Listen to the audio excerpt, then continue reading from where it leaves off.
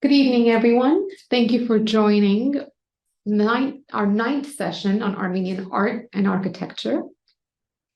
Thus far, we have looked at churches, church structures, buildings built by architects and by the hands of man, if I may put it this way. But today, we're going to be looking at the God-built churches. What do we mean by this? All over the Christian world, caves were elaborated and used as worship spaces.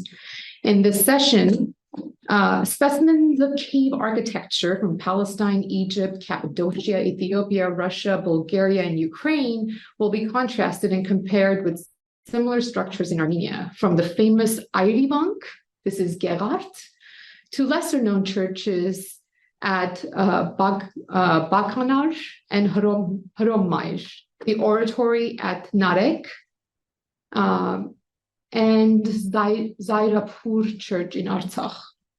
These examples will show a spectrum of Armenian approaches to natural cave spaces, from minimal intervention to full artistic structuring. So with that, Dr. Ervine, the God-built churches.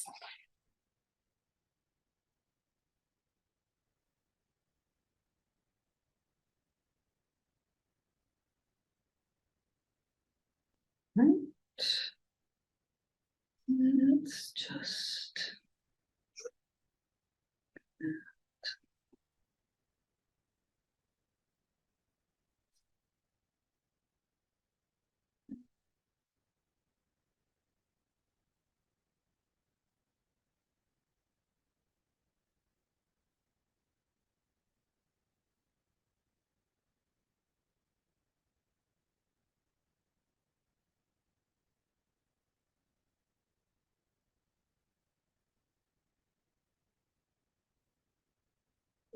I'm unmuted is the question. Yeah, I can hear you. Yep.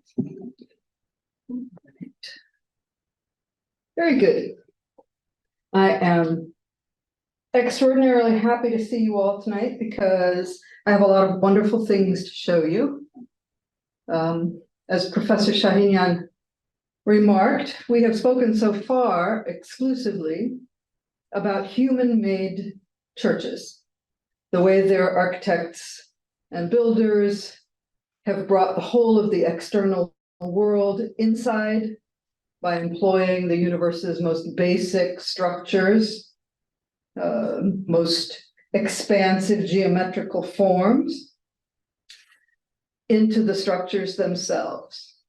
We've also looked at the move that's taken place over time and over space in Armenian territory, from the early basilical churches, those quasi-governmental structures, to more intimate worship spaces with their implicit cruciform shapes, onto more soaring royal-type cathedrals, and to some throwback chapels that were built to recall more ancient structures. But in Armenia, there are also churches that are not human-made. Humans discover them, they enhance them, but it was God who put them there. Spaces where there shouldn't be a space. If human-made churches take empty space and shape it, surrounding it with something solid, making out of nothing something, the God-built churches are the opposite. In order to use them, human beings have to make, or discover at least, nothing out of something. They have to grow the empty spaces that are hidden within a solid shell. In short, the God-built churches are caves.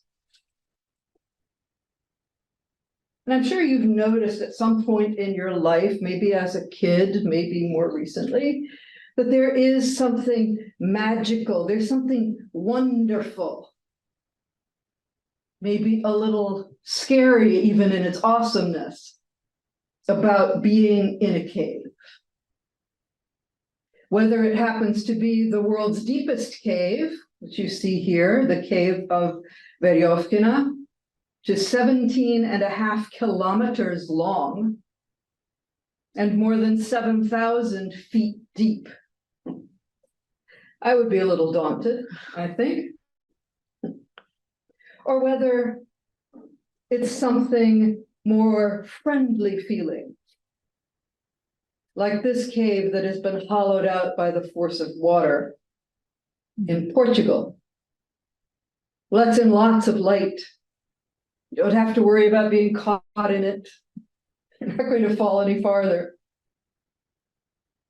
What is it about these caves that calls to us?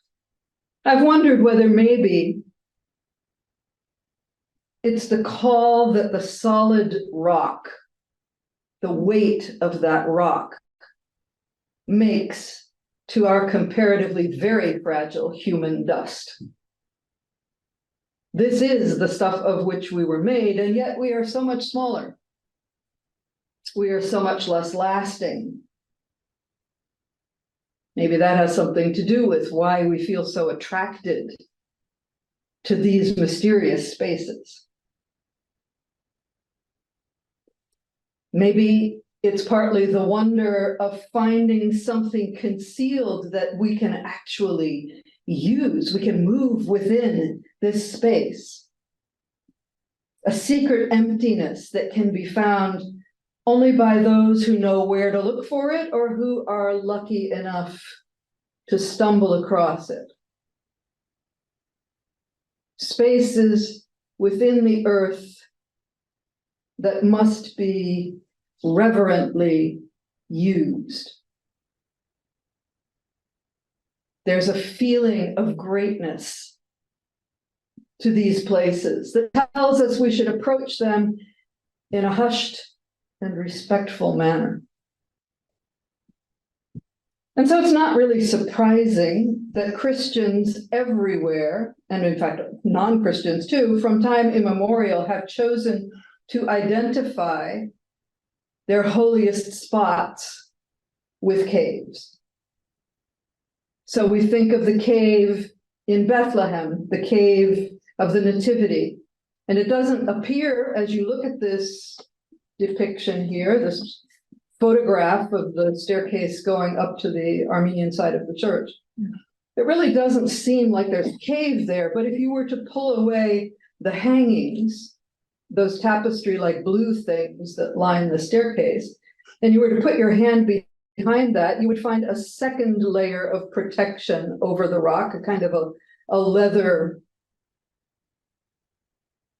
facing on the rock, and then there are holes in the facing where you can actually put your hand through and touch the rock.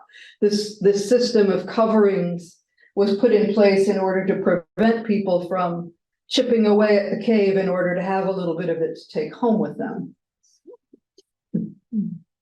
So that really is a cave. And it's not just the cave of the Nativity. It's also things like the cave of St. John the Baptist. We know that he lived in the wilderness, that he did not stay at home. What we don't realize is that he never went that far from home. He was always within range, I think, of his mother's kitchen.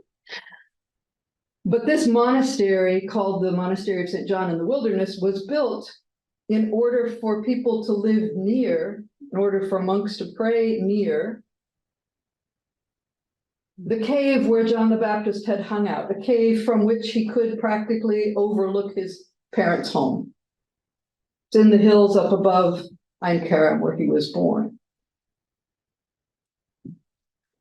And the cave is well kept up. It's a worship space. People come and go. Ceremonies are held here. And it's interesting. John may have been a proto-ascetic, but he was also not stupid. So this is the top floor of the cave. There is a second floor of the cave below, which I don't have a picture of, where there is a pool, a spring-fed pool of icy water, which in the hot summer weather that pertains in this part of the world for a good portion of the year, he could not only perform the ritual cleansings that as a Jew he needed to do, but he might also find the spot very refreshing. Once again, caves, spaces for closeness to God by holy people. There's also this famous cave associated with the faith. Caves were tombs, and this is the cave or multi-cave tomb of the family of the patriarch Abraham. You can see that there are several openings into the cave area. It's actually a cave complex in Hebron. And of course, we would not forget to mention the cave of the tomb of Christ. Anyone who has been there knows that today, again, it does not look very much like a cave. And yet it is. The superstructure that's put on top of it is partly there to create space for worship events to happen. It's also to protect the thin shell of rock that remains around the cave itself. There was a cliff, in fact, where this structure stands. All of it was whittled away in order to isolate the cave in which Christ was buried, so that it now stands by itself. Until today, Christians of all traditions build churches in caves. Whether in France, as you see here in the Hermitage of Saint-Antoine, where the cave is the feature, or whether it's the more elaborately carved cave of Jonah, also in France, or the Church of Mary Magdalene in Provence. Another cave structure of worship. Or whether it's a worship space such as this one, more recent one at Muqattam in Egypt, where there's an apparent structure on the outside for this Coptic worship space, but the actual space itself is within the cave. A massive cave, a massive space.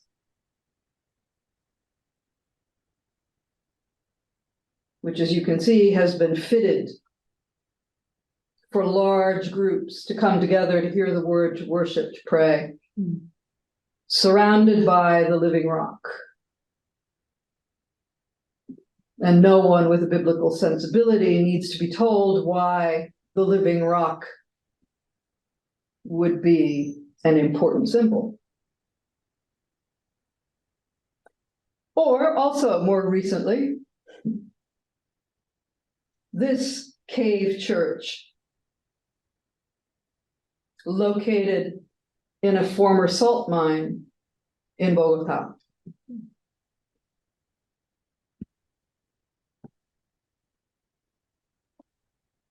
Where you have the lights glancing off of the salt rock, creating a very different kind of worship space.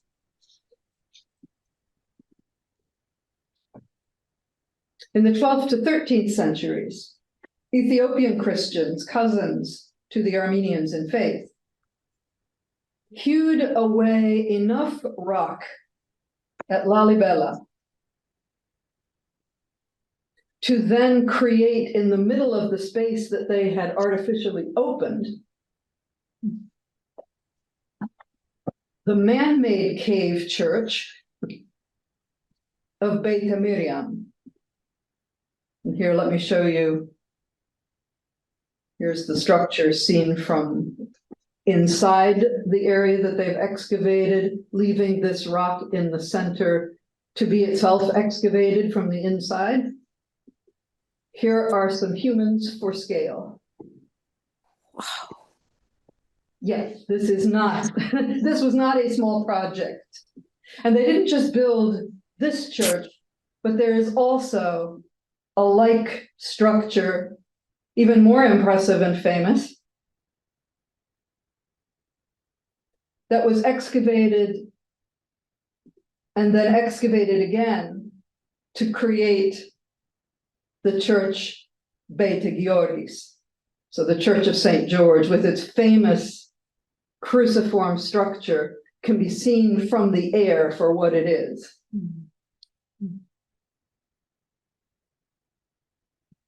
Here it is from below, within its space. So you worship within a man-made cave within a man-made cave. This is where? This is in Ethiopia, Lalibela. And the salt cave was where? Bogota, Colombia. Bogota, Colombia. Mhm. And not only are the churches carved caves, but so are the accommodations for the monks who live here. And as you can see, the caves are not large. Here's a monk reading in the doorway of his cell. This is somewhat larger, but still, you know, these are limited spaces created by man in imitation of God's creation, kind of taking God's creation to the next level, fulfilling the duty of humankind to be like God, creators. The founder and paradigm of Egyptian monastic life, St. Anthony, after some peregrinations around different parts of Egypt, chose a cave for his final dwelling. Cave to which Armenians, among others, make pilgrimage. The cave is very high in a mountain. You will get your exercise for the day if you go to visit once and you want to notice everything on your first visit, because otherwise you have to go again. And it's a significant climb. When you get to the top, the very small entrance to the cave will let you go into it, unless you're a really small person, will let you go into it sideways. I'm not that big a person, and I had to kind of inch my way through it.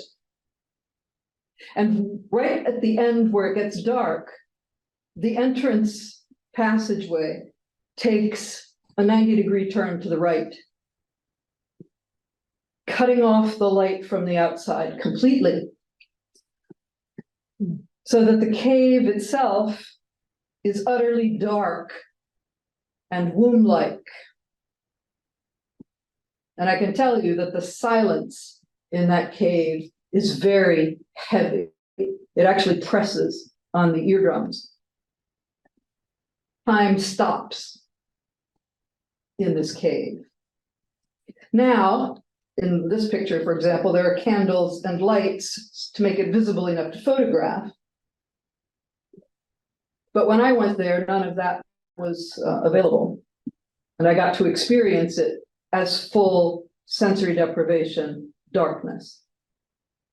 And even with the light, you can see that this cave has not been prettied up. It has not been rendered comfortable. Its massive altar stands on unadorned, uneven, raw ground. The ground on which Anthony slept. To return to the world, to get outside again, one must literally be squeezed back out through a kind of a mountainous birth canal. That's what it feels like when you get to the end of it. And when you make it to that outside light, finally, it gets a little bit brighter as you move along. You're greeted by a spectacular view of the world into which you must descend again. So it's almost as if from Anthony's cave, he would adjust his perspective every time he came out. He would adjust his eyes to the light every time he came out. And he would see how very, very small actually the entire monastic community at the foot of this mountain was. And how much smaller than that might be its everyday problems. Armenians were very familiar with many early Christian caves, not to mention that they themselves had a well-established pre-Christian tradition of troglodyte dwelling, cave homes. In Palestine, Armenian monks were among a group that chose in the 3rd century, prior to the Christianization of Armenia formally, to spread themselves out as part of a loose community that settled along this valley. This is what it looks like in the rainy season. This is what it looks like most of the time. And the walls of this valley were dotted with habitable caves. Here's one. You can see the door to it on the left, behind, just a little bit in the background. You can see that there's a nice place to sit outside and enjoy the sun. And these monks would live in solitude for the week and then gather together for the synaxis, for the group worship once a week. The cave of the community's head, Saint Chariton, was located near a very spectacular fissure in the rock.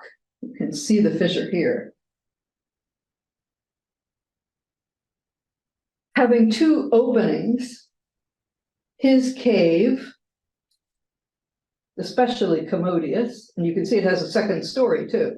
There's a secondary window above the left-hand doorway.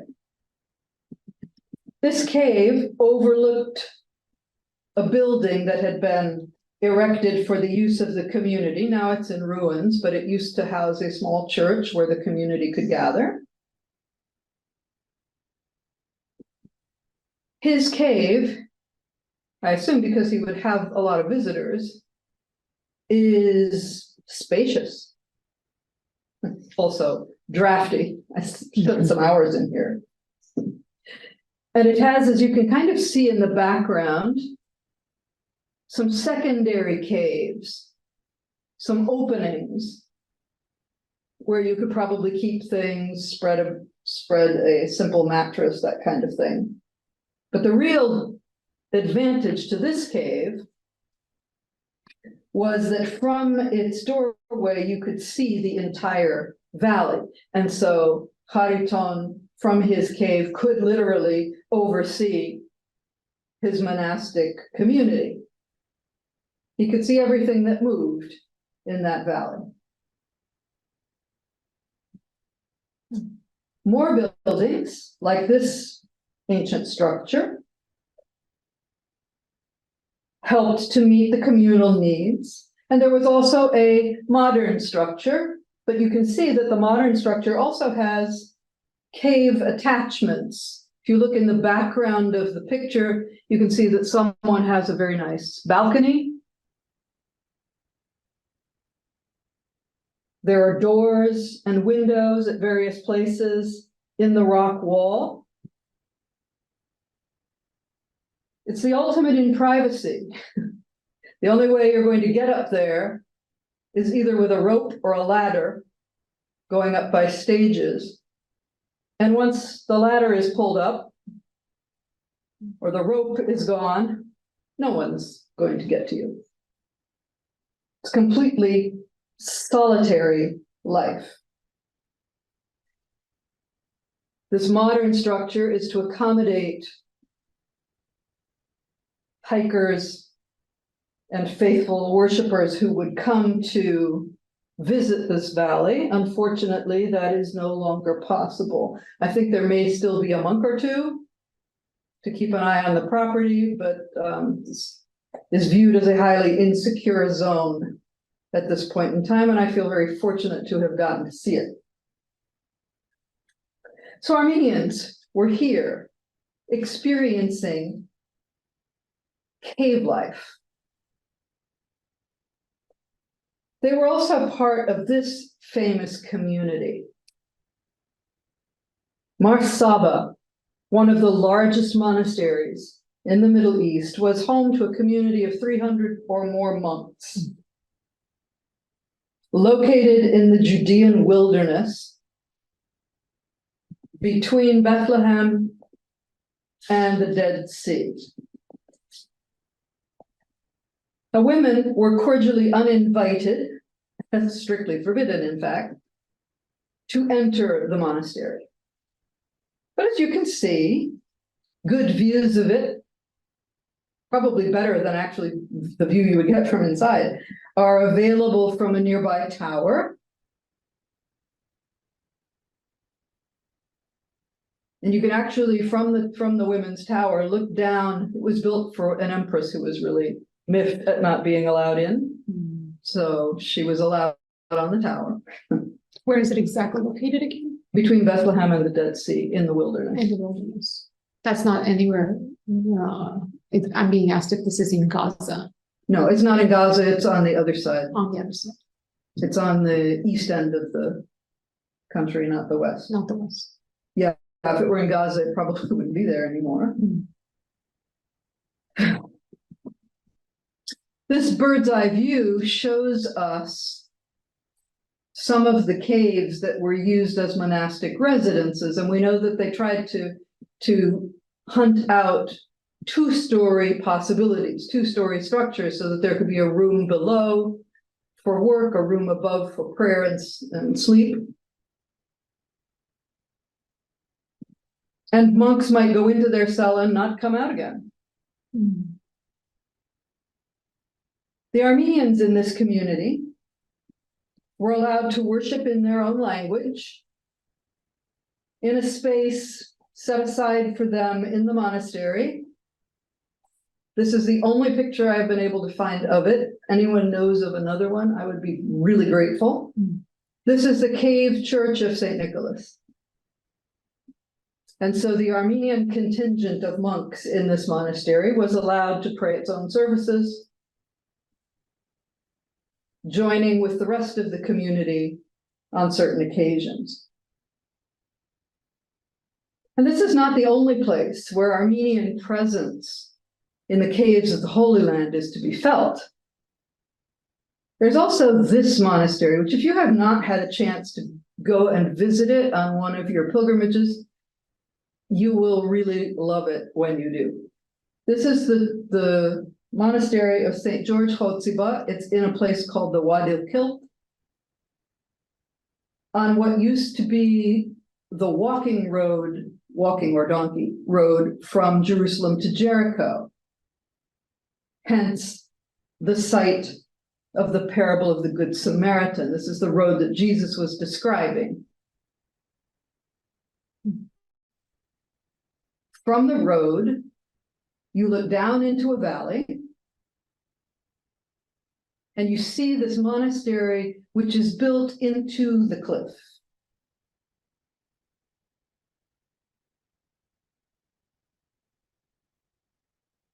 And as you can see, there are still inhabited caves behind the monastery, actually within the cliff itself. So if you look You see the built structures. If you look just to the left and above, you'll see a cave with a door.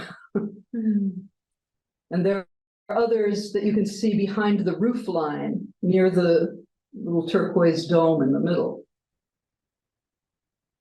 So the community allows certain members to live in the more private spaces. Armenians were part of this community. There are Armenian gravestones in the cemetery here.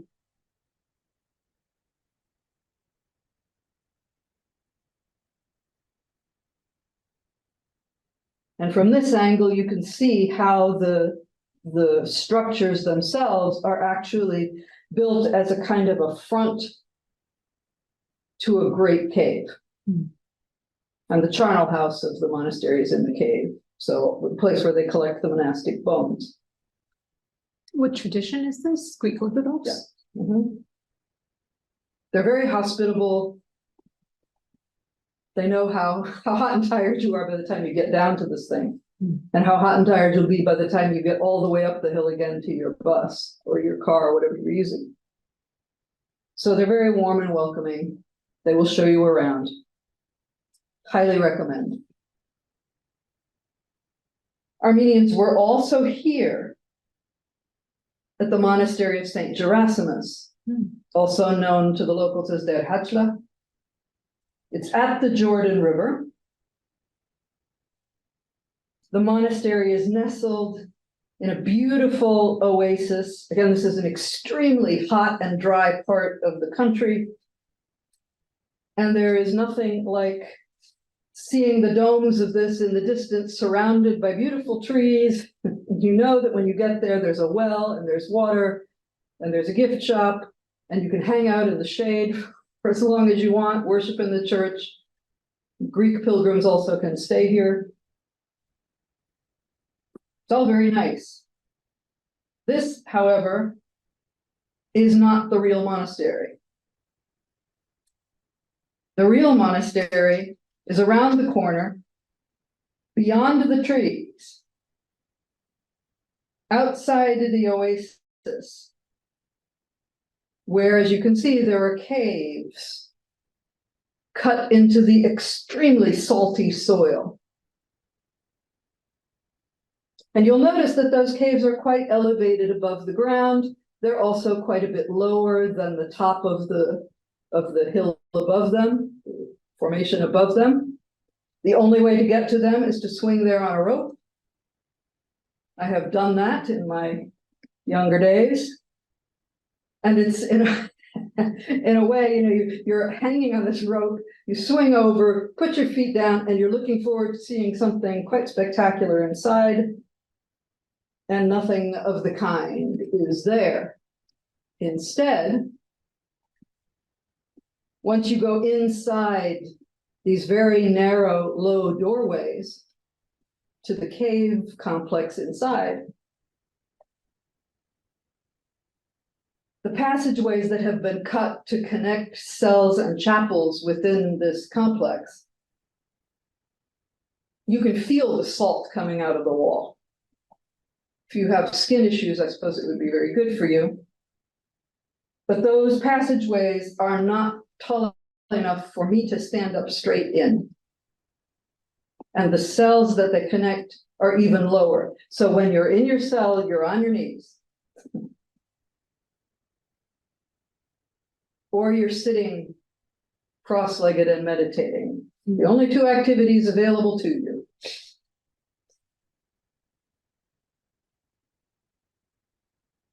Armenians were also here, and they kept in mind very much the experience of visiting, and for some of them also residing in, the monastery at the Mount of Temptation, which is in the stark wilderness high above the Jordan River. You can see oases below it, but you have no access to them. It's just you and the searing heat that comes off those rocks. And Armenians and other monks were dwelling in caves in the face of the cliff.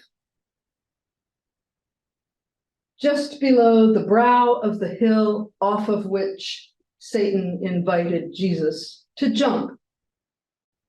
And I can tell you there is a temptation to jump from up here. It's almost irresistible. And the monks would converge occasionally from their cells. Here's one still occupied that has had some improvements done to it. You can see there's a little wall, a window, a door.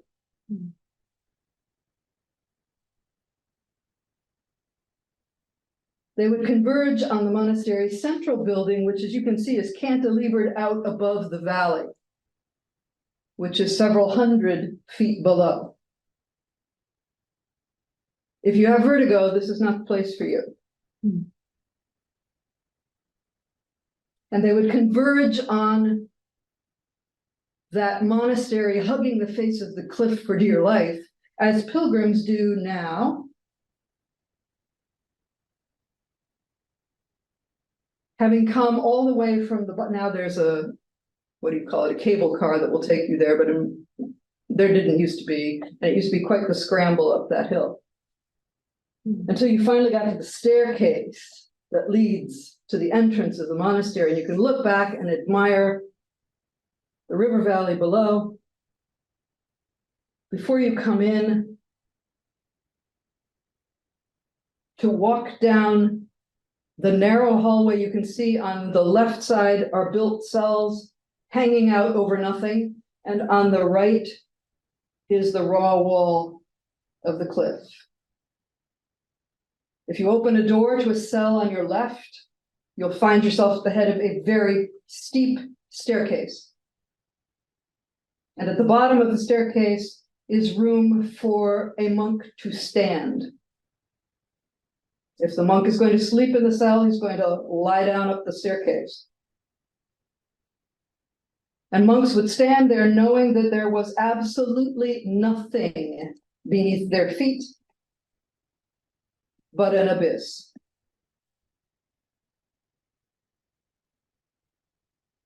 Pilgrims would walk down this passageway, squeezing past the rock that seems to actually be pushing against the cells, trying to get them off the mountain. And they would make their way to a church where a rock beneath the altar reminded the faithful that Jesus was tired at the end of his 40 days fasting and may have availed himself of something like this rock seat.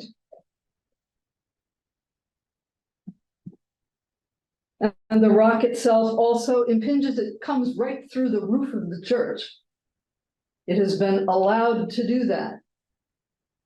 Again, in order to remind worshipers where they stand. These pictures were taken, you can see that the icons on the wall are a little light. When these pictures were taken, there was a brother and sister pair of iconographers who had vowed themselves to fully paint this church and then to remain in it, to serve it. They were not young people, I wouldn't say. They were probably in their 40s. But in the cave next to the church, they had stored their own coffins so that when the time came, they could be carried down from the church. And the coffin reminded each of them, as they told us, that life is precarious, life is short, and we should all be painting, or whatever our equivalent of it is. Standing on the balcony of that church, you have the most conflicting feelings. On the one hand, as you look out, there is this heart-lifting, incredibly long view into the distance. And at the same time, if you look down, beneath your feet, is the heart-stopping reality of how there is nothing between you and the rock. The reminder of how precarious this monastery's hold is on the cliffside. And by extension, how precarious a human being's hold is on life. The necessity to find a cave in which to be. So with these few examples in mind, with these cave structures in our understanding already, I want to look at some of the Armenian cave churches, but we're going to begin with Armenian cave churches outside Armenia. At one point, we looked at an Armenian monastery on the Crimean Peninsula. And this cave church that I'm about to show you is also there. We do not know the date of this church, but here it is. You can see this freestanding boulder. The boulder is big enough to have a cave inside it.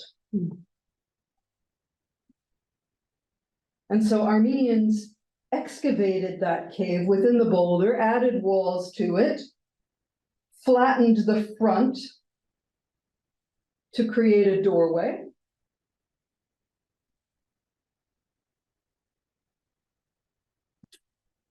And it's interesting that above the door are 3 crosses.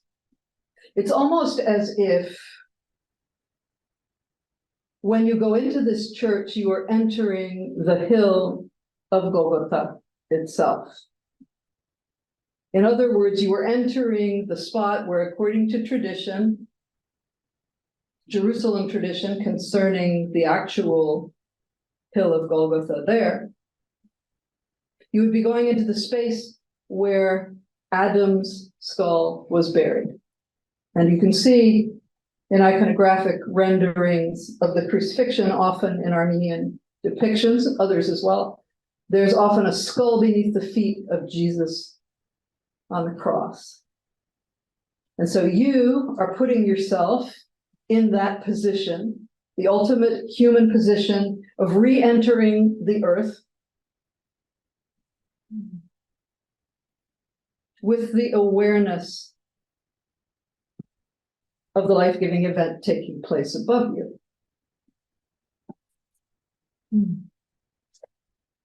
This whole church had filled up over time. Armenians left the area, so it's filled up over time with rubble. But recently, cleaning operations began. And so you can see a wheelbarrow, I think, there full of rubble that's being taken out. And maybe at some time, they will be using that space again. Not Armenians, this time Ukrainians, as a worship location. So that's the farthest west that we're going to go. You can go far beyond that. Other peoples, Serbs, Russians, pretty much everyone in that part of the world has cave churches of some kind. Instead, we're going to move farther to the east. We're going to go into Cappadocia, kind of the eastern end of Turkey, aka Armenia Minor for much of its history. And in Cappadocia, with its very mixed population of Armenians, Greeks, half Armenians, quarter Armenians, the Armenian population was part of this fantastical, weird landscape.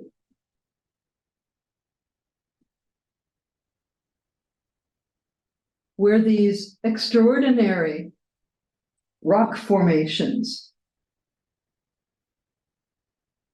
allowed for the presence of innumerable caves. It even made possible this strange rock formation that pertains here, made possible complete underground cities.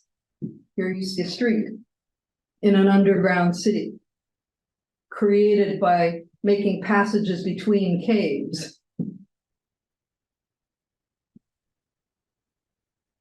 Some of the caves in these rocks contained churches. And as you can see, the Turkish government has made a kind of an outdoor architectural museum. There are several in the area, with stairs to help you access some of these incredible structures. And these cave churches range from the extremely simple. You can see that this one is a church structure. They range from the extremely simple to the very early, like this church, which doesn't even have a name, but it's called Durmush Kadir, made in the 5th century. Austere, as you can see, but also very cleanly carved, and the spaces in it beautifully proportioned. To something like this called Eski Gümüş.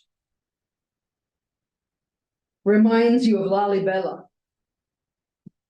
It is a huge pit in the ground, surrounded by caves with churches, residences, and so on. And the central area, the empty area in the middle, was the communal space. And so from the top, this was a very well-protected monastery, because somebody would have to rappel down the hole in order to get to it. I guess on the other hand, you also had to rappel up if you were going to get out. Numbers of the churches in Cappadocia, where Armenians and Greeks would have been worshiping, are fully frescoed and decorated. One example is this carved out church, the Church of St. John. And I've read that it seems to have predated the iconoclastic controversy, because the frescoes on its lower story were destroyed at a time when images of the human figure were not allowed. But in the 13th century, people went over the top in decorating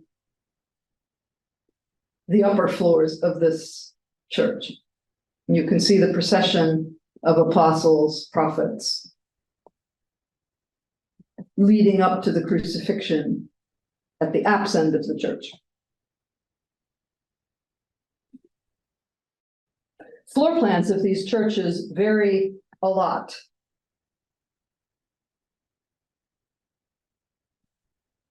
Partly depending, I assume, on what the rock would allow people to carve out of it. So, for example, this church, which has the very odd name of Pancharlı Kilise, so the Church of the Beets, you know, the red things that children don't like to eat.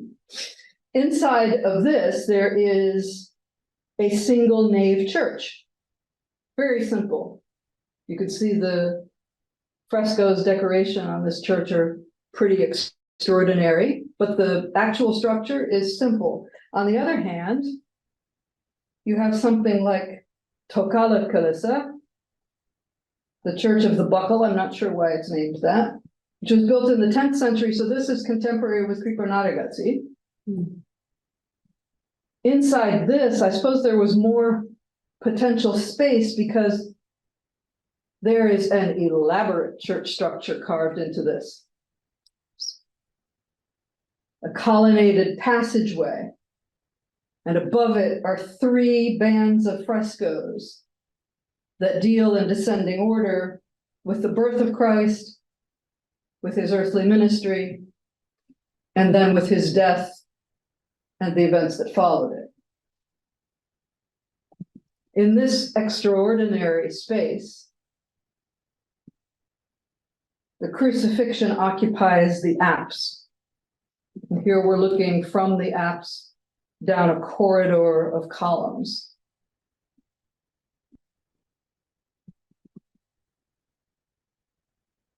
There's also a really extraordinary fresco in this church of Saint Basil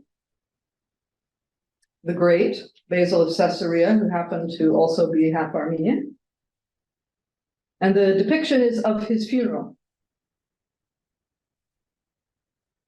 Certainly not a scriptural event, and certainly the event that is shown here is not even historical, we assume. You see a deacon holding a blank scroll on the left half of the picture.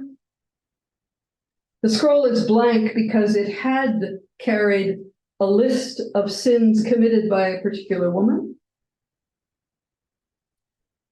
But the deacon is showing that the writing was completely expunged when the scroll touched Saint Basil's lifeless body. So Basil became a wonder worker in death. Then we have the Apple Church, El Malakilise. This oddly shaped outcropping filled its much more square space almost completely with a gigantic depiction of the crucifixion and of the Pantocrator above the center portion of the church, and a second dome farther toward the apse. In contrast to this, the so-called dark church, Karanlık housed multiple domes.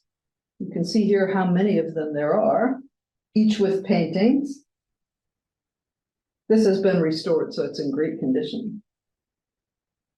As well as on another one of its ceilings, a very unusual depiction for this time period of the Last Judgment. Something that will become common much later. So in these churches, you might look at them and say, well, maybe Armenians were here. Maybe not. You know, there's nothing really Armenoid about it. But then when we come to this one, the church called El Nazar, we walk in, we know where we are pretty much immediately. It's a typical Armenian church. Squarely cruciform, the dome on the four arches, resting on the four arches, with a window in it,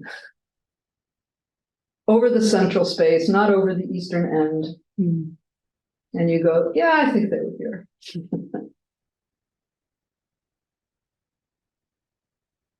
So before we move to Narek, which is contemporary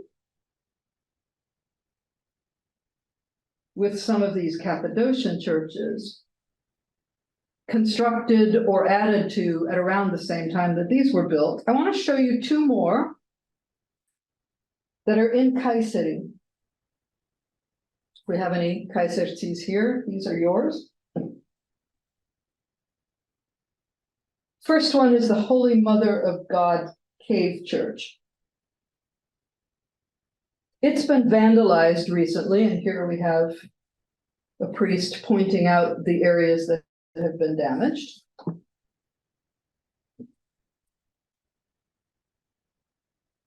But its frescoes are still somewhat visible. So here we have, you can see on the left, you have an angel, a winged being.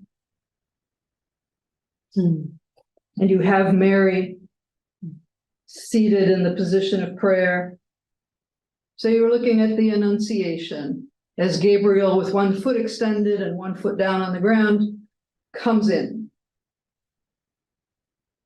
Must have been very beautiful when it was still whole.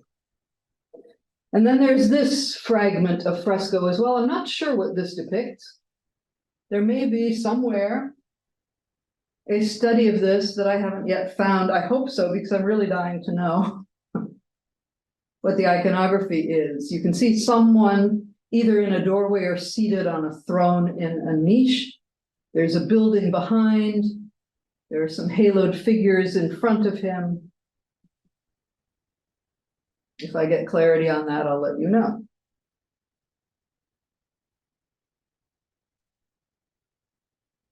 Also in the same area, it's a very ancient monastery.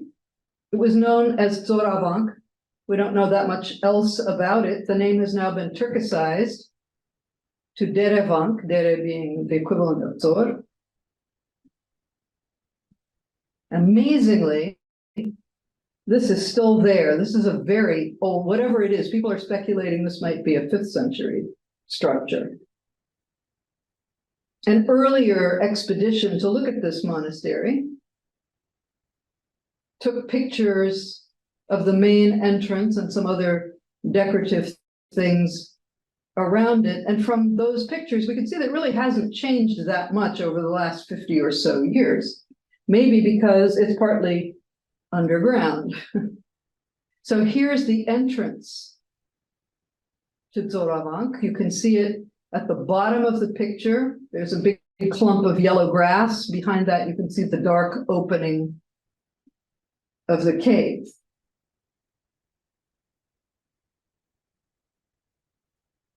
And as you go down there, you can see that the cave doorway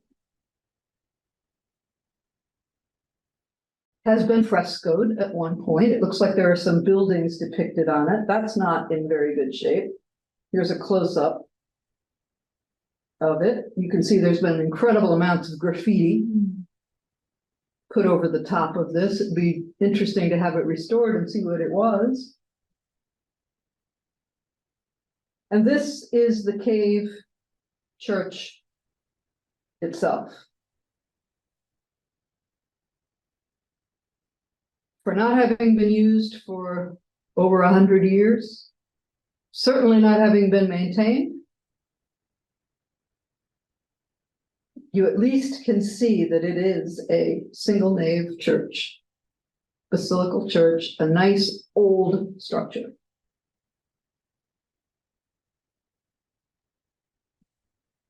So now, moving from Cappadocia and Kayseri to the east,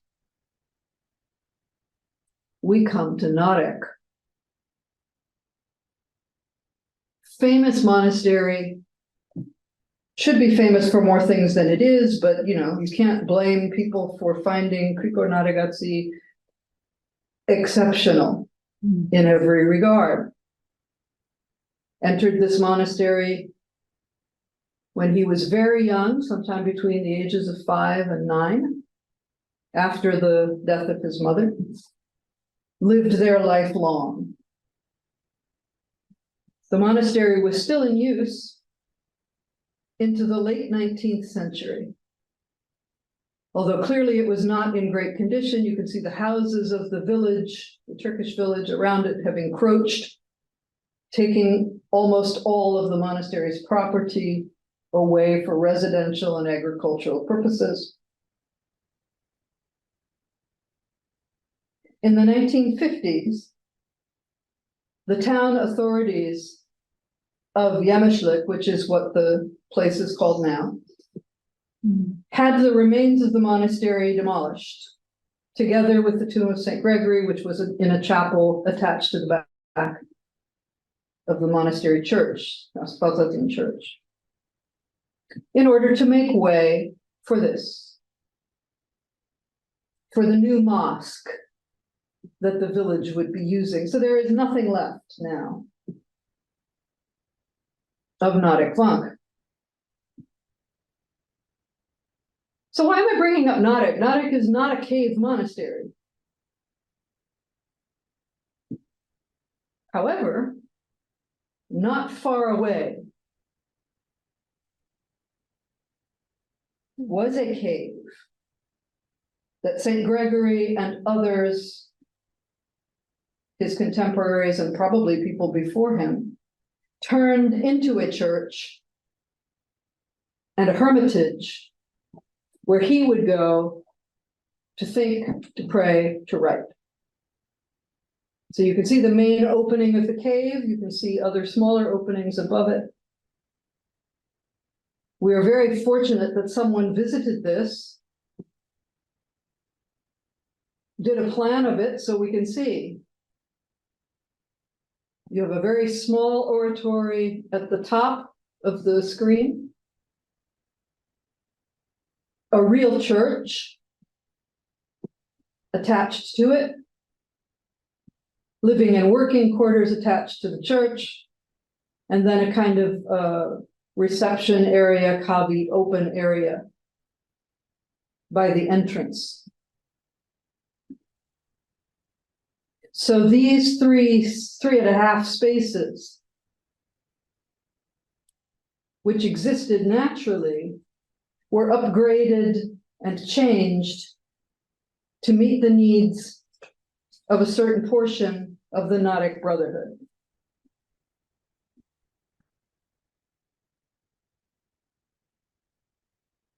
Here is an entrance into the living quarters of the cave. You can see that it's been rounded and smoothed. Here's the open area at the front. You can see that there's a niche for books, probably, other belongings. There's a door that goes off to the right towards the church space. And again, the niche has been cut intentionally into the rock. The walls have been smoothed, and yet it's very much a cave. Same thing with the passage into the deeper parts of this complex.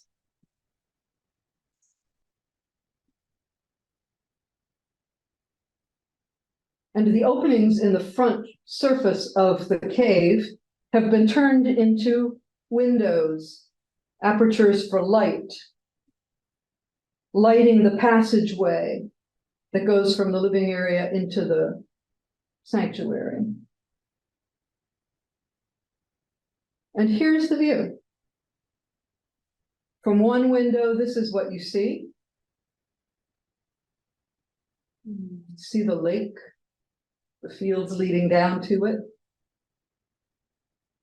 You can imagine Gregory standing there, letting himself decompress, letting himself be inspired, letting himself feel the contrast between the rough stone where he himself was enclosed and the openness of that water. From the other opening, this is the view. Again, it's a lovely thought that this is where he spent his time and probably wrote a great deal of the work that we treasure from his pen.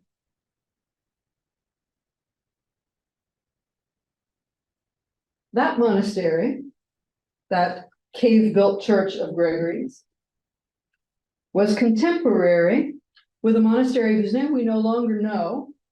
So now it's called Tsarakar, and I'll show you a couple of reasons maybe why it has that name.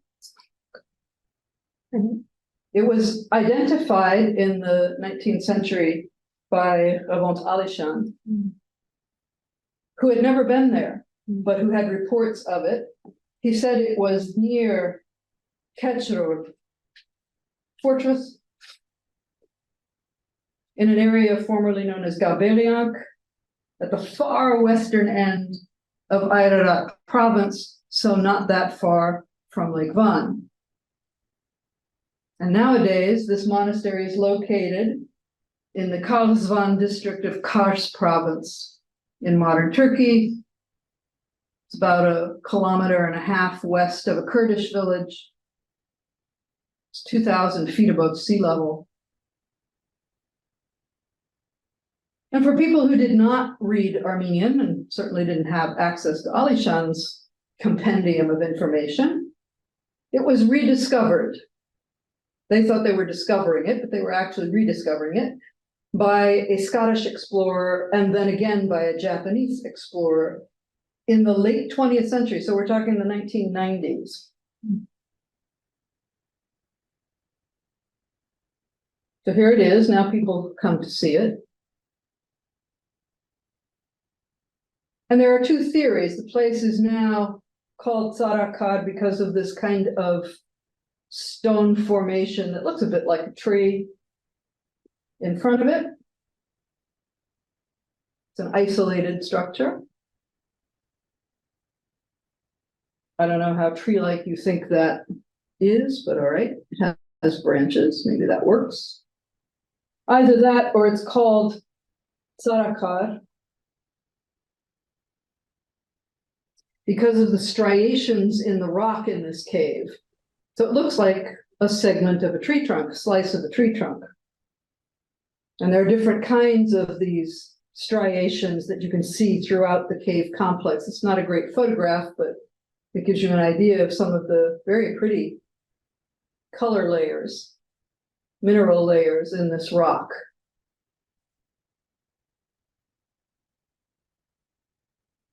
Another picture of some more of them. But Sarakad is also a complex of caves, partly natural, partly man-made, partly man-enhanced. As you can see, there's a large church with a dome. We're going to look at that momentarily. There's also two smaller churches. And then there are a couple of other chapels and maybe some living areas included in this. So it has multiple doorways. Here for scale is a man contemplating one of them. Another way into it.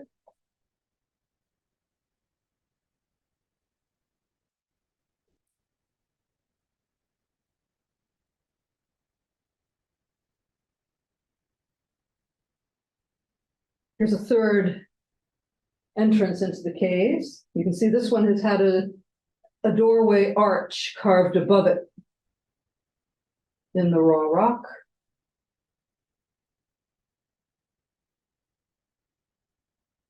When you go into the space through this doorway, you face two other doorways that go into the second area of the cave. Again, you can see more of that rock. You can also see that the ceiling in this area has been carved in a cross shape. This was shown to us, I believe, on the left of the floor plan. And you can see that there's also a column that's been carved there to the right and an archway. Here's another photo of the same person, I believe, for scale.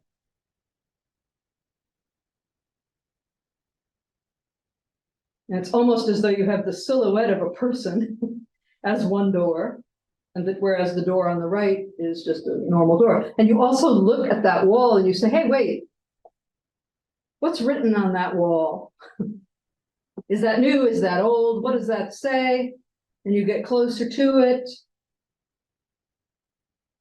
And eventually you discover that someone has actually taken close-up photos of it, which we'll see in a minute.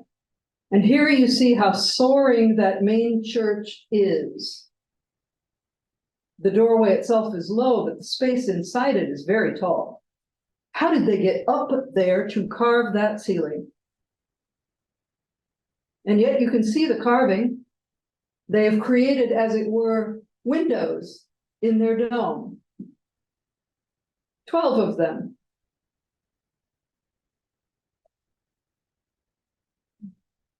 Here's a close-up of an inscription. This was what told the explorers that for sure this is an Armenian space. And someone actually transcribed it, went over it, trying to make it clearer. So you can see something about 12 days there in the middle of it. Here's another inscription in that outside doorway into the cave. You can't see it very well, but you can see that it is Armenian.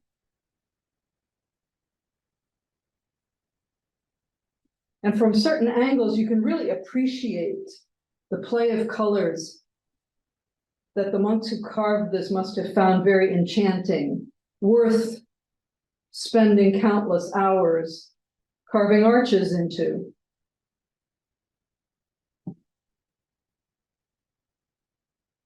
And getting all the way up to that ceiling, however they did it, in order to carve and decorate the dome.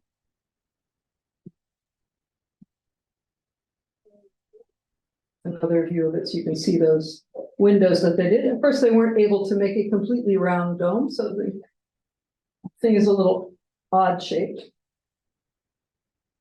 But the carving for the archways in this chapel is very clean. It's like it was done recently, which of course it was not. And all the other spaces, this is a kind of squishy, funny photograph. It's the only one I could find of this particular dome, which shows you that it was painted on the inside.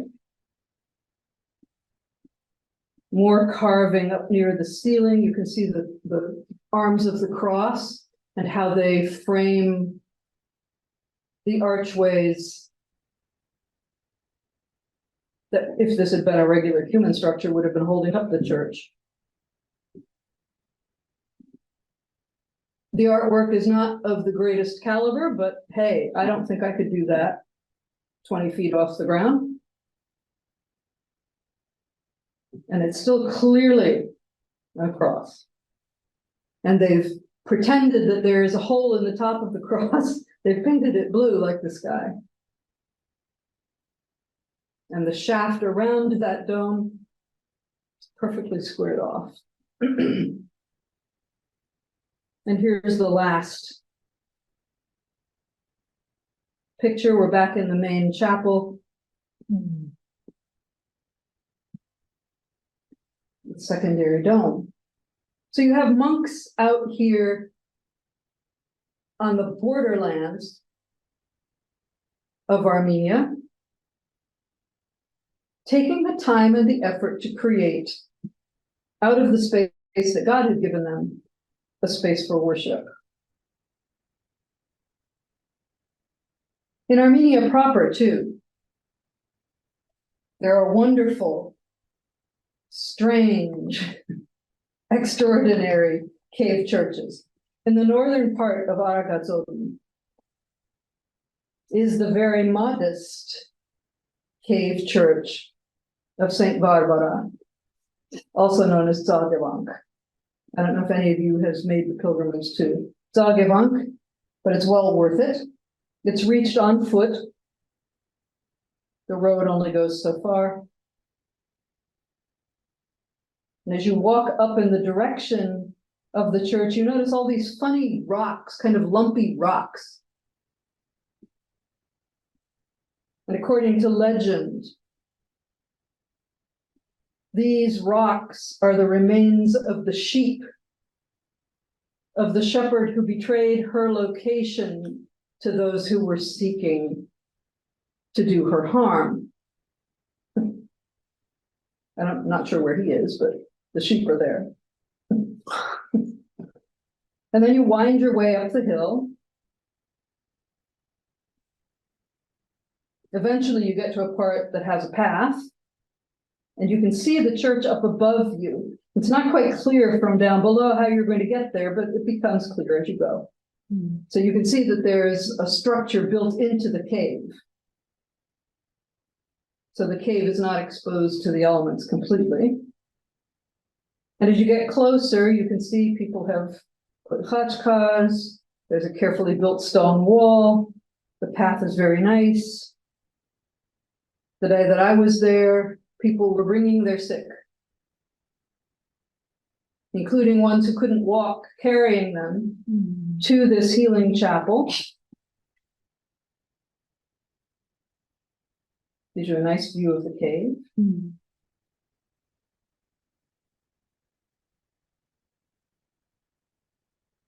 As you come up to it, through the door, you're probably going to hear singing.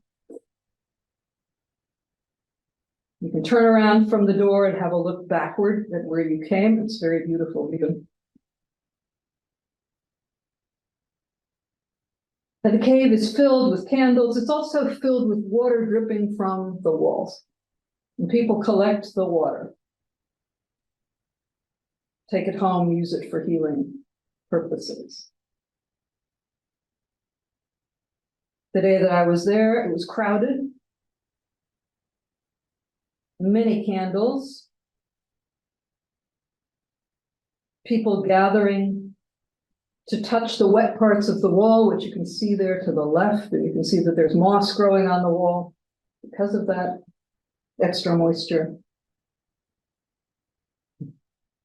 Place is filled with incense. People praying for relatives, for themselves, bringing flowers. This is a very much loved, lived in, used cave.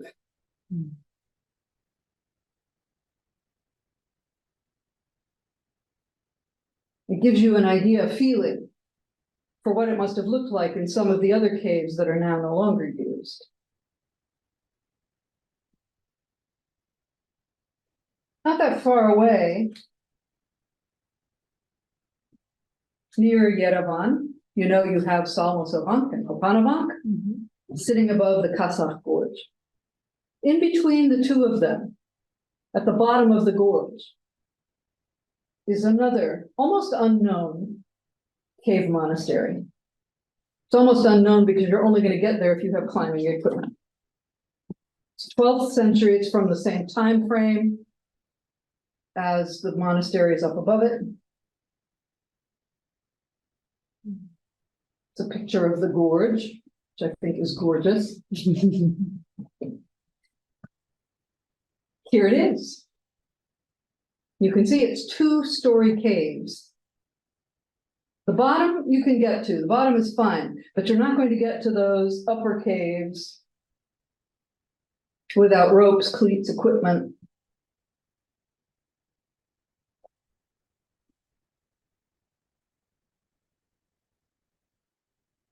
No one has, as far as I have seen, has taken pictures of the interior of this. They're more interested in it as a kind of a sporting event, rock climbing event. Maybe we can fix that, at least for the bottom story. You can see that there have been doors intentionally cut. You can see that parts of the front of the caves have peeled away, so you can see a little bit of the interior.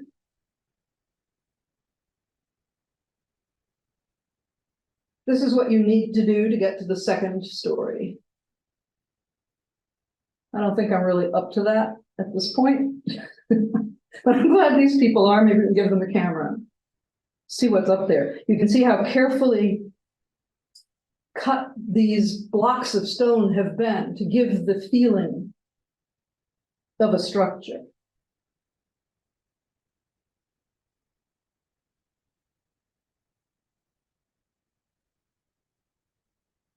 When Armenian monks were ejected from the imperial Byzantine territories in the 10th century, at a moment when Byzantine authorities gave them an ultimatum to either become Chalcedonian or get out, they got out, most of them. Some of them settled at a place that became called Horomair, which just means the Byzantine cave. So the cave of the guys who came from Byzantium. A place that had been occupied since at least the 8th century. It's located about a mile south of Ozun, and it's a bit deceptive. When you look at the upper churches of Horomair, it looks like it's on a beautiful kind of wheat-filled plain. It's very lovely. And as you come up to it, you can see hills in the background. And then you realize where it's located. It's sitting on the absolute edge of the Debed River Gorge. And so when you look over the edge, you realize that you are going to be going down to the monastery. And there are different ways to do this. An insurance policy is recommended. You're looking down at the site of the eye of the caves for which this monastery is named. And you can see how far you have to go to get there. There may have been a passage through one of the caves to the top at one point, who knows? But right now you get there by going over the edge or coming up from something. And as you look down, you can see that there's a church down there with some kind of a dome structure on it, right next to a cave. You can see the cave just above the dome, a little bit to the left. It's not the only cave. And as you come down closer, you say, ah, yeah, that's actually, there's a church there. You can still see a good chunk of it. And here you can see that cave a lot better. So you can imagine and notice the little carving over the door to that church, because we're going to come back to that momentarily. I can show you a close-up of that. So you can imagine people living in the cave area coming out for service. Here's one of the entrances to the church. I believe it was built by Ervine and Zachary Zakarian, who were big builders in the Lori area. Here's a close-up of that carving over the door. It's one of the best preserved parts of the entire complex. And you can see the Islamic influence on the decoration and the shape of this doorway.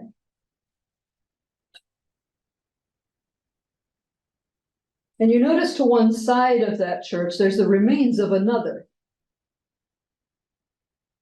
It just looks like an enclosure now, but if you come down and look at it from below, you can see that, yeah, at one point there was certainly a church structure here.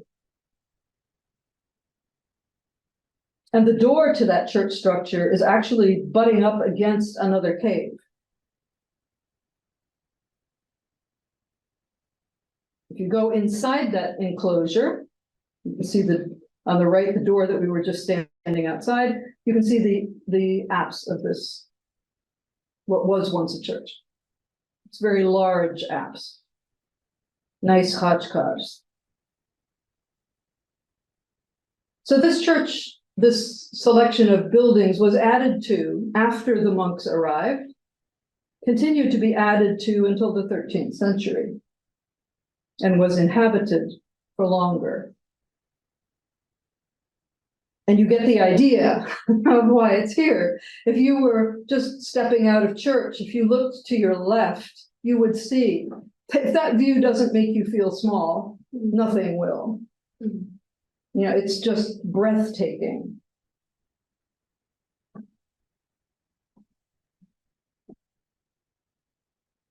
And the caves themselves, again, no one that I know of has photographs from inside them. At least I haven't posted them anywhere on the internet. So maybe we can fix that at some point. But you can look back from the caves towards the structures. So a monk residing in this cave would have a great view of his beautiful churches. It's a second opening.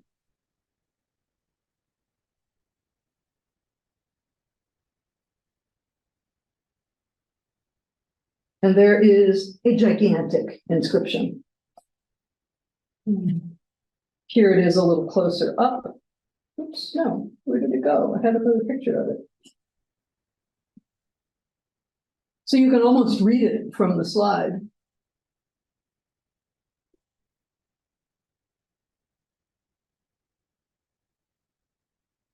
And then, of course, there are khachkars everywhere in various stages of decay and instability. But the motifs on them are quite extraordinary.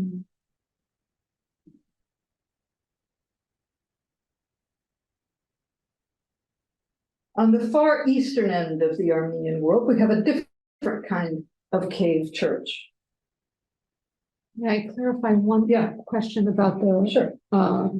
So it was in Armenia, and there's a lot of Armenian inscription, the Khachkars, but this was Greek inhabited.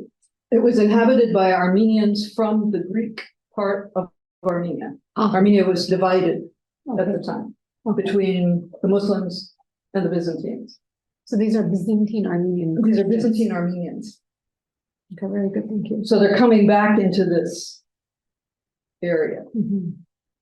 I'm not sure how I got there. Yeah.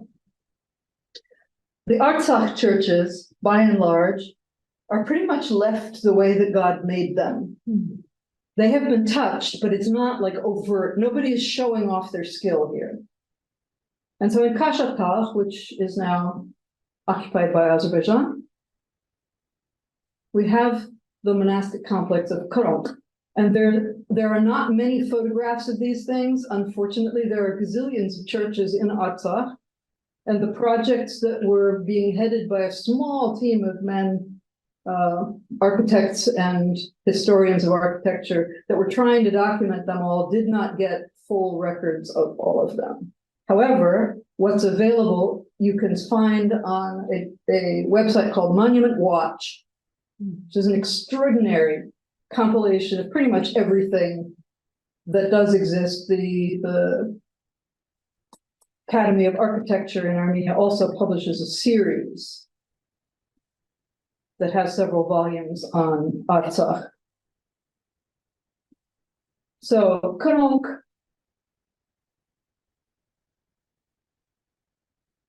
is one of the 5 documented churches in this area. I do not know any date for it. There's its location. Here's a map of its layout. You can see it's a system of caves. Not all of them are accessible now. And we have a picture of the main entrance, the main cave entrance. You can see that the wall has been destroyed in part. This used to look like a church wall.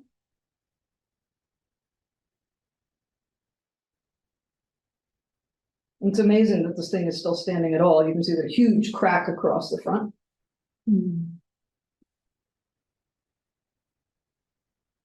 And from the opposite side, again, you can see how damaged this has been. You can see part of a dome, and then the whole front has just ripped away from it. In the same area, and likewise also with not obvious human intervention, is the church of the monk from Yereknadzor.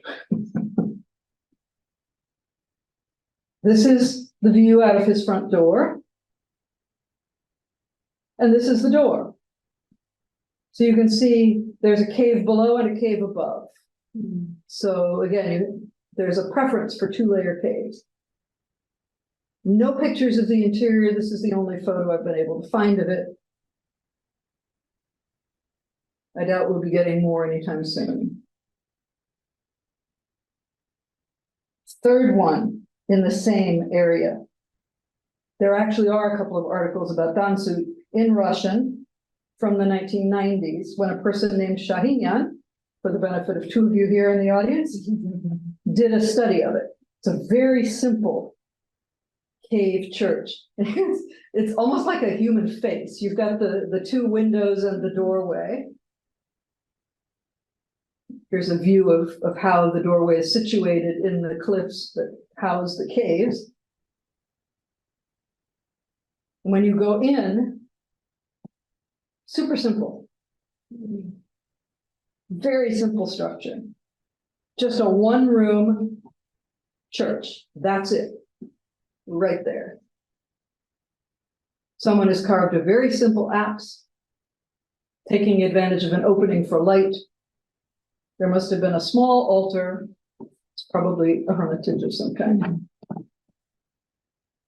Nearby in Vajotsur, there are also cave churches like the one in the village of Rint.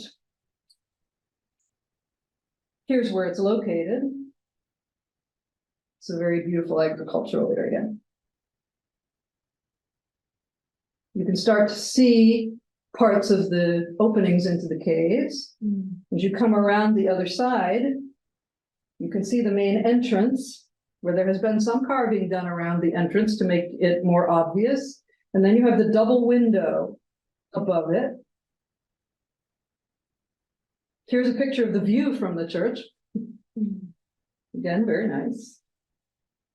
And the church itself, you can't get to most of the caves in this complex without special equipment. So there are no photographs from the upper parts of this church. But you can see that the apse had an entire, like, columns and other things carved around it, as if you were in a church. There are khachkars in the walls, there's an inscription. Somebody put time and effort into creating this space. Here's another picture of it from a different time of day, incorporating the light from those two windows behind it to cast the double blocks of light on the walls. We do have a little bit more information and better access to a late 13th century cave church named for the Holy Mother of God in the village of Martyros in Syunik. Not the modern Holy Mother of God that's actually in the village. This is a cave church just outside. And one of the inscriptions at this church says that this complex was founded by the Grand Duke Brosh Broshian and his son Amir Hassan Chahbakian in 1286, and it was carved out by the architect Prikorik and Bartabet Mateos. So here's a couple of pictures of the approach to it. At first you see nothing. You come around the hill, there's a khachkar, so you know there's something in the vicinity. There's the door to the church, to the cave. You get closer, there's a nice khachkar greeting you. You don't know what you're going to find on the inside. You come in, you look back at the entrance, and you can see, oh my gosh, this thing is huge. It's a very tall space. And into the space have been carved several churches, several worship spaces. Here's one. You can see it's quite rough hewn at its entrance, but the apse has been plastered, it's clear. It's still in use, this church. You can see people have left votive offerings. Somebody sometime has done a badarak in here.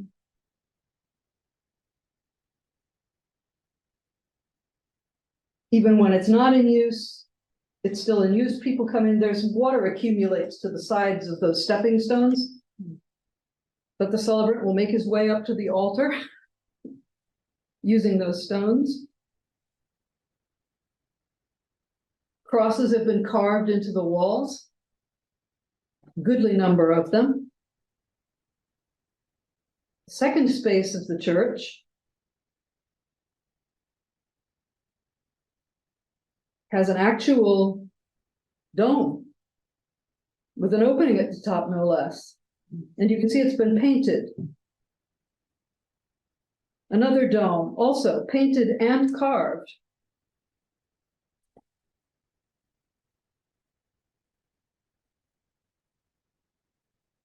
A third one, painted and set with different colored stone. And so you look at this and you go, this is interesting. Passageways in between the spaces.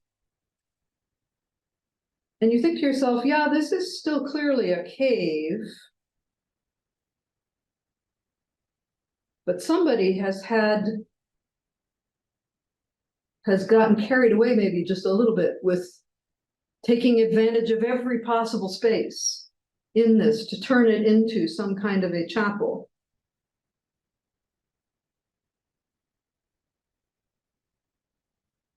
And then you go to yourself, oh, look at this, that's very nice.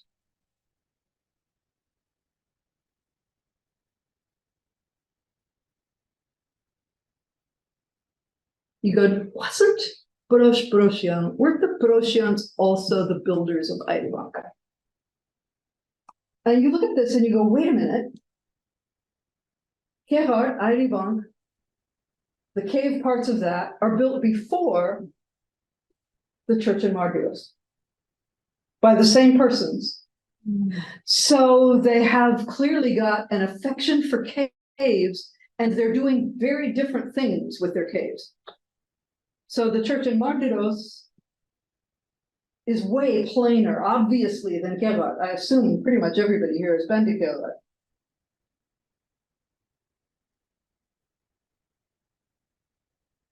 And so they have the ability to carve Kevat, but also to dial it way back and do the very simple carving in Margiros to let the cave speak for itself. So, for the few of you that may not have been, this is the road to Kevat. Ervine is its proper name. Here it is, situated against its cliffs, the cliffs which provide the cave for most of its structure.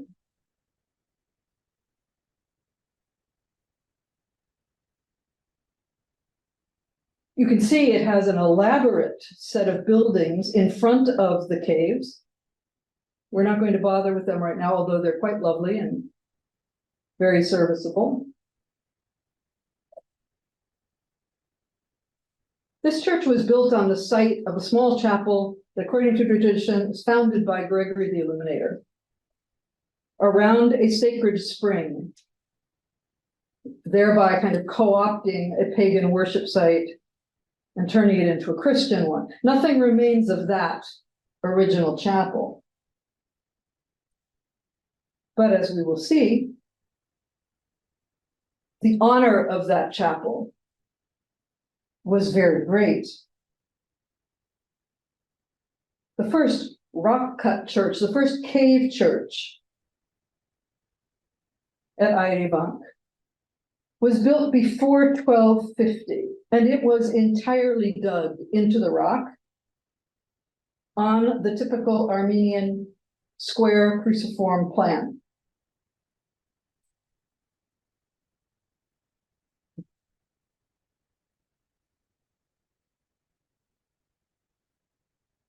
And then other things are added, and you can see on this map how many spaces have been added to this complex. You have the church and a half out in front, and then within the space you have 1, 2, 3, 4, 5 major locations plus other smaller ones on the second floor, the second higher tier of this rock formation. And if you have time to look at it later, this plan also tells you when each of these portions of the complex was built. So you can see how it grew. And there's also pieces of it outside the monastery proper, which we'll come back to. Going into the cave parts of the church, you can do it from either the upper or the lower level.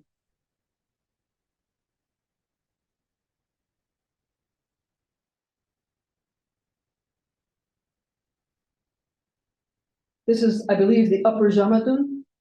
This was the burial chamber for,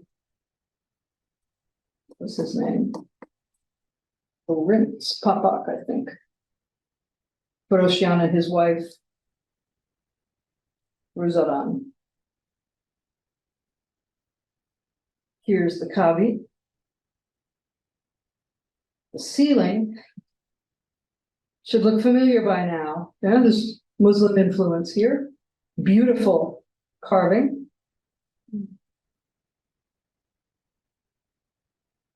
And you can see how the carving shades into the stone of the cave. You can see why this church probably took 30 years to carve with a crew. Laying decorative patterns.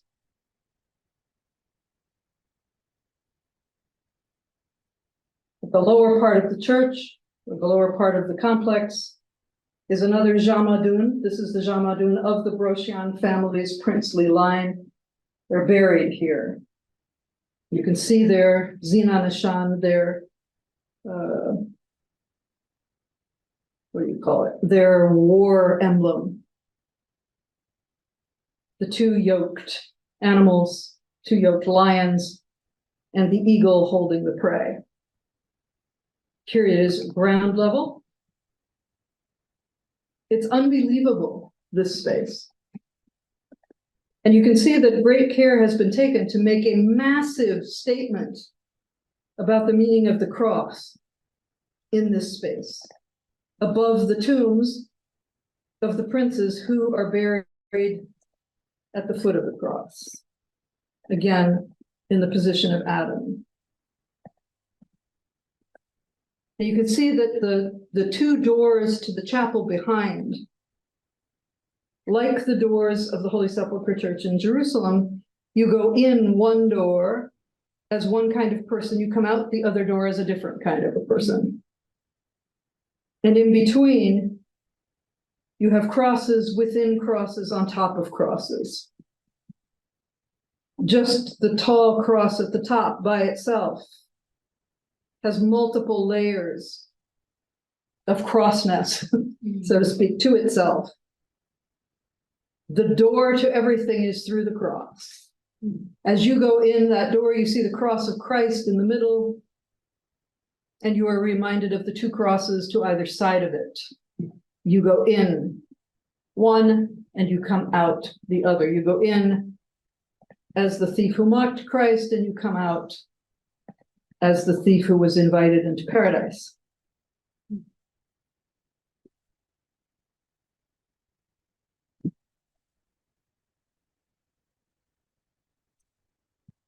The main church space has an incredible dome. We've seen the same idea of blind arches mimicking windows, but above those are these extraordinary panels of foliage and cruciform interlace leading up to the light. So again, the light, the cross, the tree of life, all blended together.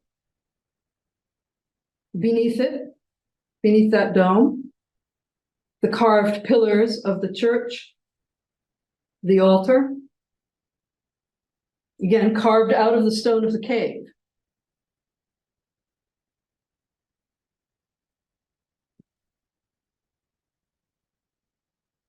In stone that changes color when you change the light.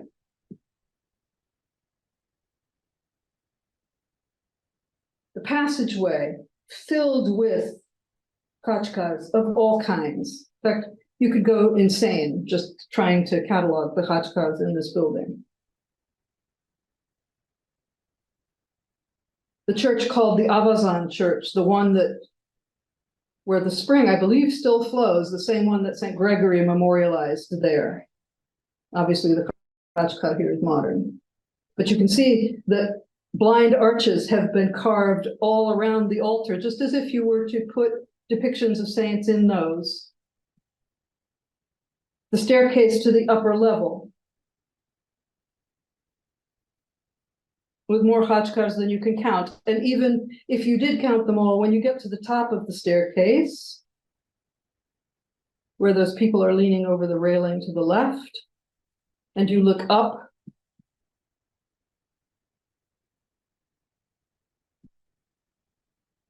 you're going to see more of them. How they got in that space is something quite miraculous. And you can see the entrances to the upper chapels beneath those, and there for scale is a person who's managed to get himself on top of the rock.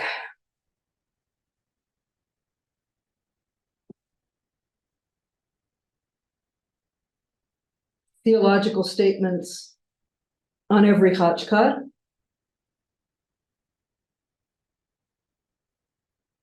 In an infinite variety. Outside the monastery precinct is a second cave, or a third cave, or a fourth, I've kind of lost count, which had its own church. It used to be that to get to this church, a person had to jump across an open space. Significant jump. I'm not sure how it is now. But you can see that this church also is built into a cave. And once you get into the door of the church, you're also into that cave. Behind it, the chapel of the Holy Mother of God, as all Armenian churches used to be named, with its own set of carvings, its own cave structures. A completely different kind of experience from the one that the same princes created in Margios. So what makes the difference? Not that I have an answer to that question, but it raises the question, what do we do with the natural things that are given to us? How do we turn the natural world with its caves, its crevices,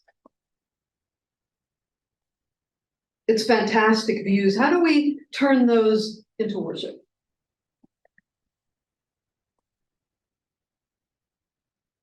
We may not, obviously, have the wherewithal of a princely family to create something on this order. And yet, we have to wonder, how often do we actually look at what is around us? If it were us, would we want to build something on the edge of a gorge? If it were us, would we want to take advantage of cave,